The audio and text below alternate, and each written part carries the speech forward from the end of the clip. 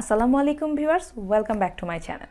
এটি স্টুডিও থেকে আমি তিশা আছি আপনাদের সঙ্গে। স্টুডিও থেকে আমাদের আজকের এপিসোডে রয়েছে কিভাবে আমরা আমাদের বিভিন্ন ধরনের ইমেজের আউটলাইনগুলোকে বিভিন্ন কালার দিয়ে গ্লো করতে পারি।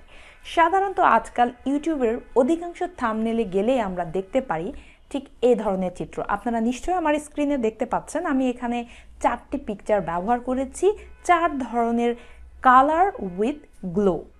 সো ভিউয়ার্স, প্রশ্ন হচ্ছে একটি, এই গ্লোগুলো আসলে কিভাবে করা হয়। সো অধিকাংশ ক্ষেত্রে দেখা যায় তারা ফটোশপে করে থাকে অথবা কেউ কেউ কিছু কিছু অ্যাপসও ব্যবহার করে থাকে। আপনার কাছে যদি এই ফটোশপ এবং অ্যাপসগুলো ইউজার ফ্রেন্ডলি না হয় তাহলে কি করার?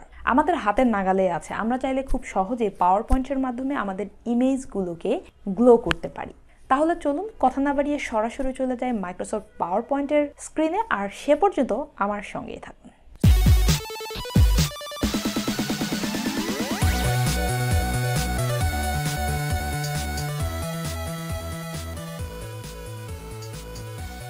আমি মাইক্রোসফট পাওয়ার পয়েন্ট ওপেন করেছি এবং মাইক্রোসফট পাওয়ার পয়েন্ট ওপেন করার পরে আমি একটি স্লাইড তৈরি করে রেখেছি। এখন এই স্লাইডের এক পাশে আমি আমার একটি পিকচার সেট করব।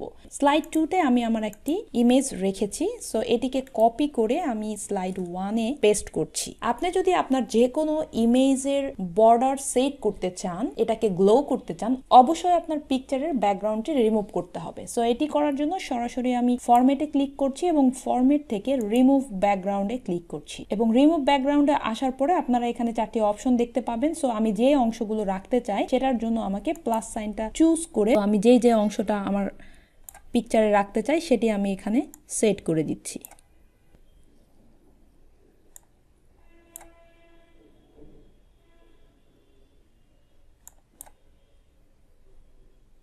আমি মনে করছি আমার পিকচারটা এখানে ঠিক আছে, তাহলে সব কিছু ঠিক থাকলে আমি কিপ চেঞ্জেসে ক্লিক করছি। করার পরে আপনারা দেখুন আমার ব্যাকগ্রাউন্ডটি রিমুভ হয়ে গিয়েছে। এরপর পিকচারটি যেখানে আপনি সেট করতে চান সেখানে আপনি বসাবেন। এটি করার পরে দেখুন আমার পিকচারের যে ব্যাকগ্রাউন্ডটি আমি রিমুভ করেছি এটি এক্সট্রা এবং বাড়তি হয়ে রয়েছে। এটিকে আমি এখন ক্রপ করব। সরাসরি ক্রপে চলে যাচ্ছি, এরিয়াটিকে জাস্ট ক্রপের মাধ্যমে কমিয়ে আনছি। এরিয়া সিলেক্ট করা হয়ে গিয়েছে, এখন ক্রপে ক্লিক করছি। সো দেখুন আমার ইমেজের ব্যাকগ্রাউন্ড রিমুভ হলো এবং এক্সট্রা যে এরিয়াগুলো ছিল এগুলোকে আমি ক্রপের মাধ্যমে কমিয়ে নিয়ে এসেছি। এরপরে আমি যদি চাই আমি আমার পিকচারটিকে আরও একটু ছোট বড় করতে পারি। এখন আমি আমার এই পিকচারটার আউটলাইন অথবা বর্ডারগুলোকে গ্লো করব।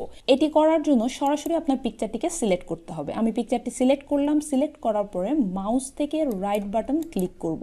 ক্লিক করলে বেশ কিছু অপশন আসবে। সো এখান থেকে ফরম্যাট পিকচারে ক্লিক করব। ফরম্যাট পিকচারে ক্লিক করলে এখানে ফরম্যাট পিকচারের বেশ কিছু অপশন চলে এসেছে। এখানে দেখুন গ্লো একটি অপশন আছে, গ্লোতে ক্লিক করছি। করার পরে দেখুন এখানে গ্লো যে কালারটি রয়েছে কালারটি এখানে ক্লিক করে এখান থেকে আপনার পছন্দ মতো যে কোনো কালার আপনি চুজ করে নিতে পারেন।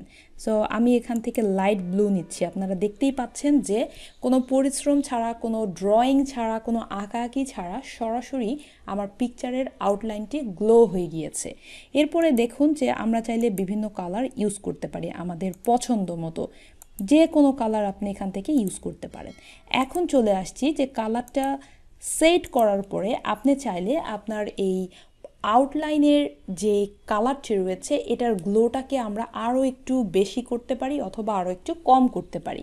দেখুন কালারের ঠিক উপরে প্রিসেট অপশন রয়েছে, প্রিসেটে ক্লিক করলে অনেকগুলো অপশন আসবে। যে কালারটির গ্লো আপনি ইউজ করেছেন সেই কালারটি আপনি সেট করতে পারেন এখান থেকে, অথবা আপনার গ্লোটা সেট করার পরে কালার করতে পারেন। এরপরে দেখুন যে কালারের ঠিক নিচেই সাইজ রয়েছে। আমরা চাইলে এই সাইজটিকে আপনার গ্লোনেসটাকে আরও বেশি এখান থেকে বাড়িয়ে নিতে পারেন যতটুকু আপনার পছন্দ মতো। ট্রান্সপারেন্সি রয়েছে, চাইলে এটিকে আরও কম ট্রান্সপারেন্ট করতে পারেন অথবা বেশি ট্রান্সপারেন্টও করতে পারেন। আমি ফটোশপ ব্যবহার করেছি, বেশ কিছু অ্যাপসও ব্যবহার করেছি। ওইগুলো থেকে আমার কাছে পাওয়ার পয়েন্টের মাধ্যমে যে কোনো পিকচারের আউটলাইনগুলোকে গ্লো করা খুব ইজি মনে হয়েছে, এই কারণে আপনাদের সঙ্গে শেয়ার করা। আমি আশা করি আমার ভিডিওটি আপনাদের ভালো লেগেছে। আর ভিডিওটি যদি ভালো লাগে অবশ্যই লাইক, শেয়ার, কমেন্টস করতে ভুলবেন না। ভালো থাকবেন, দেখা হবে অন্য একদিন অন্য একটি ভিডিওতে।